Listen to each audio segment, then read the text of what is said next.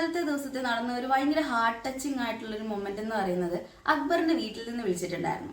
അപ്പോൾ അക്ബറിന്റെ വീട്ടിൽ നിന്ന് വിളിച്ചപ്പോൾ വിശേഷങ്ങളെല്ലാം അന്വേഷിക്കുന്ന കൂട്ടത്തിൽ പറഞ്ഞു അതിലെ 100 അധികം കമ്പനി വേണ്ടാന്ന്. അത് ശരിക്കും ഭയങ്കരമായിട്ട് സങ്കടം വന്നു. കാരണം എന്താ, അവർ LGBTQIA+ കമ്മ്യൂണിറ്റിയിലുള്ള ആൾക്കാരായതുകൊണ്ടാണോ?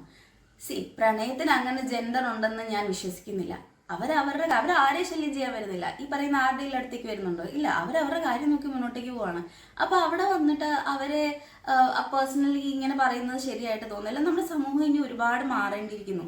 വേറൊരാളുടെ ലൈഫിൽ കയറി അഭിപ്രായം പറയുക, അല്ലെങ്കിൽ അവരെ അവരുടെ ജെൻഡർ, കളർ, റേസ് പോലുള്ള കാര്യങ്ങൾ വെച്ച് ഇത് ജഡ്ജ് ചെയ്യേണ്ടത് അത് 19 നൂറ്റാണ്ട് 18 നൂറ്റാണ്ടിലൊക്കെ നടക്കുന്ന നോക്കി. പക്ഷെ ഇവിടെ ഈ ഒരു സമയത്ത് ഇത്രയും മോഡേൺ ടെക്നോളജീസ് അഡ്വാൻസ്ഡ് ആയിരിക്കുന്ന സമയത്ത് അങ്ങനെ ഒരു കമന്റ് പറഞ്ഞതും, അത് പോട്ടെ, അക്ബറിനോട് പറഞ്ഞത് പറഞ്ഞു.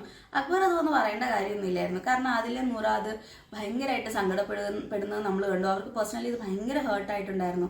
അപ്പം തന്നെ അവർ പറയുന്നുണ്ട്, ഞങ്ങളുടെ പേരൻസ് ഞങ്ങളോടില്ലാത്ത കൺസേൺ ആണോ ബാക്കിയുള്ള സമൂഹത്തിന് അവരോടുള്ളതെന്ന്. ശരിക്കും അങ്ങനെയല്ല. അവരെ മനസ്സിലാക്കുന്ന ഒരുപറ്റം ജനങ്ങൾ ശരിക്കും പറഞ്ഞാൽ നമ്മുടെ ഇടയിൽ ഇന്നുണ്ട്. അത് തിരിച്ചറിഞ്ഞ് അവരെ സപ്പോർട്ട് ആ ജനങ്ങൾ ചെയ്യും എന്നുള്ള വിശ്വാസം എനിക്കുണ്ട്. അപ്പം നമ്മൾ ആരെയും അവരുടെ ജെൻഡർ, റേസ്, അതുപോലെ അവരുടെ സെക്ഷുവാലിറ്റി, അവരുടെ ജാതി, മതം ഒന്നും വെച്ച് ഒരിക്കലും ജഡ്ജ് ചെയ്യുന്നത് ശരിയല്ല. അവരുടെ ബിഹേവിയർ ഓക്കെ, പക്ഷെ ബാക്കിയുള്ളതൊന്നും ഒരാളെ ജഡ്ജ് ചെയ്യാനുള്ള ഒരു മീറ്റർ ആയിട്ട് എനിക്ക് തോന്നുന്നില്ല.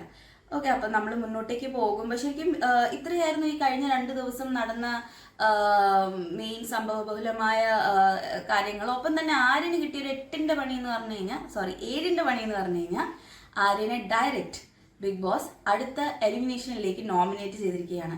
അപ്പൊ ആര്യന്റെ ഈ പറയുന്ന നോമിനേഷൻ ശരിയാണോ തെറ്റാണോ എന്നുള്ളത് കമന്റ് ബോക്സിൽ നിങ്ങൾ പറയണം. So come back to the creative bench for more updates.